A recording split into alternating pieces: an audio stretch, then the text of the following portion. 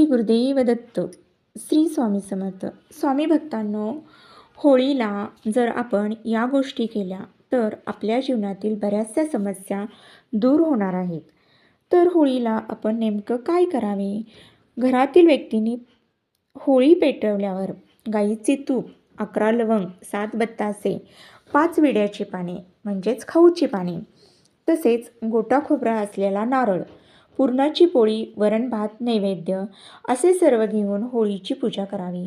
होळीला 11 प्रदक्षिणा माराव्यात. नंतर गोटा खोबरे, नारळ, तूप वाहावे, नैवेद्य दाखवावा, प्रार्थना करावी. त्यामुळे सुख समृद्धी वाढते व आपल्या जीवनातील कष्ट दूर होते. तसेच होळीच्या दिवशी काळ्या कपड्यात मुठभर काळे तीळ घेऊन ते आपल्या खिशात ठेवावेत व रात्री होळीत प्रवाहित करावेत. त्यामुळे आपल्या जीवनातील त्रास निघून जातो.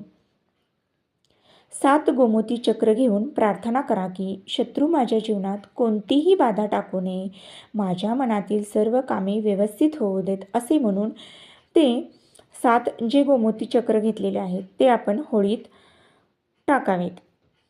होळीच्या दुसऱ्या दिवशी जी काही होळीची राख असते ती घरी आणून त्यात थोडेसे मीठ व राई मिक्स करून घरात व जवळ ठेवावी. त्यामुळे भूतप्रेत, नजरदोष, करणीदोष होत नाही.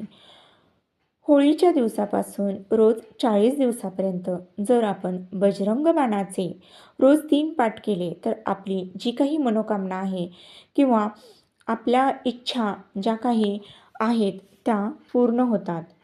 होळीच्या दिवशी संध्याकाळी शंकराला 21 गोमती चक्र व्हावेत. व्यापार व नोकरीमध्ये उन्नती होते. नवग्रह दोष जाण्यासाठी होळीची राख घेऊन ती अंगाला लावून स्नान करावे व शिवलिंगास भस्म म्हणून लावावे. तसेच गोरगरिबास पुरणपोळी खाऊ घालावी.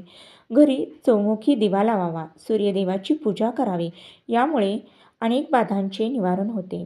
राहूचा दोष असेल तर 1 नारळाचा गोळा घेऊन त्यात गोडे तेल भरून थोडा गूळ टाकावा व तो नारळ अंगावरून 7 वेळा उतरवून होळीत टाकावा. त्यामुळे वर्षभर राहूचा त्रास, दोष निघून जातो व आपली जी काही अडकलेली कामे आहेत, जी वर्षानुवर्षे नाही होत, ती मार्गी लागतात. जर नेहमी धनहानी होत असेल किंवा पैसा आपल्याजवळ टिकत नसेल तर होळीच्या दिवशी जरूर हा उपाय करा. मुख्य दरवाजावर गुलाल टाका व द्विमुखी दिवा लावा. त्या दिव्यात 11 काळे उडीद टाका व प्रार्थना करा आणि जेव्हा दिवा विझेल तेव्हा संध्याकाळी तो दिवा होळीच्या अग्नीत टाका. ही क्रिया तुम्ही श्रद्धेने करा. नक्कीच लाभ होईल.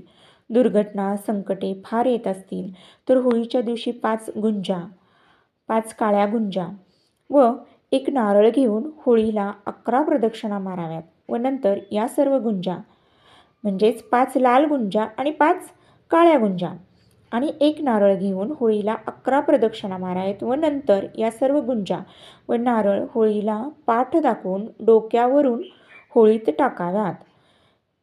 आता बऱ्याच मुलांचा प्रश्न असतो की विवाह होत नाही किंवा विवाह होण्यास अडचण निर्माण होती आहे, तर त्यासाठी होळीचा दिवस अत्यंत शुभ आहे. या दिवशी 2 विड्याची पाने, 1 अख्खी सुपारी, 1 हळकुंड घेऊन शिवमंदिरात जाऊन शिवलिंगावर अर्पण करा आणि प्रार्थना करा शिवाला की माझा विवाह योग हा लवकर जुळून येऊ देत. यानंतर तुम्ही होळीचे दर्शन घ्या. हीच क्रिया तुम्ही दुसऱ्या दिवशी धुलीवंदनाला देखील करा. ते रोज रंगपंचमीपर्यंत ही क्रिया तुम्हाला करायची आहे. 2 विड्याचे पान, 1 अख्खी सुपारी आणि 1 हळकुंड घेऊन तुम्हाला शिवमंदिरात जायचं आहे.